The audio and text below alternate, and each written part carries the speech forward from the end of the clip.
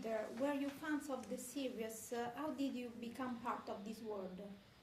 I had actually never watched Game of Thrones before I did my audition, but to prepare for it, I watched a couple episodes, and obviously now I'm a huge fan. But I think I kind of entered into this world how everyone else did. I just got a self-tape when I did my audition from my little apartment in Australia, and then did my callback, and then something worked out for me, and yeah, here I am. But I don't think nothing like special happened. I just happened to fit this character, and then I got it, I guess. Thank you. Yeah, I was a big fan of the original series, so I knew what I kind of was in awe of the whole universe and the world. But it was the same as Tanzyn. It was a tape came in, and because everybody's like, "What drew you to the character?" And I was like, "I don't think we were." It was like, "Please let me play the character." Yeah, but apparently, like obviously, things just clicked, and me and Dexter worked in the chemistry read and stuff, and just, I suppose, kind of took it from there. Tanzyn, who is Tanzyn and what did you learn from this character? Sure. Tanzo, she's a puppeteer. She travels around with her troupe, and she travels to Ashford for this tournament. And yeah, she just happens to be in town when Dunk is there, which I think is just a fun little. I mean, if she did happen to be there, you'd never meet her, so it's like a fun little intersection, I think. But yeah, Tanzo is we're kind of similar, I guess. She's has her stage presence and then her real life persona, but I think me as an actor, I always put a little bit of myself into everything. So yeah, I just is kind of a mixture of me and people that I've met in my life and people that I went to acting school with, and I drew on, you know, being on stage in acting school, taking pieces of that and putting that into her. So she's like a combo of everything, and of course the information from the book that George has already written, I took those pieces and kind of molded her into something that I loved. Peter, Dunk represents a timeless character.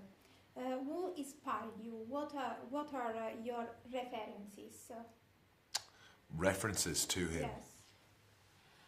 Yes.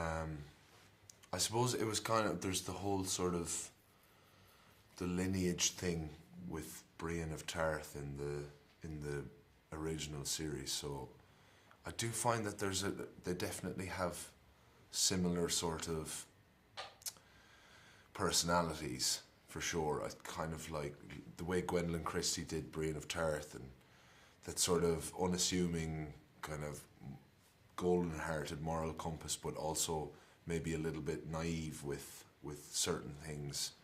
I think that's a huge thing that I try to bring towards Dunk for sure. But he's such a kind of organic, original character that there's a lot of, like, I suppose other than Brienne of Tarth, there's kind of, you know, you trying to thrust that little bit of Jon Snow and sort of that heroic Game of Thrones nature, but it's such a different story and there's a lot of humour to it that it was hard to kind of draw from anything in particular. I think everything that needs to be referenced and drawn from is there in the book and there in the script, and that's so good. It was such a lovely thing about having both a novella and a script to draw from. There was so much to take from and reference in that regard. And what kind of training did you do for the fighting scenes? Yeah, we did loads of combat training.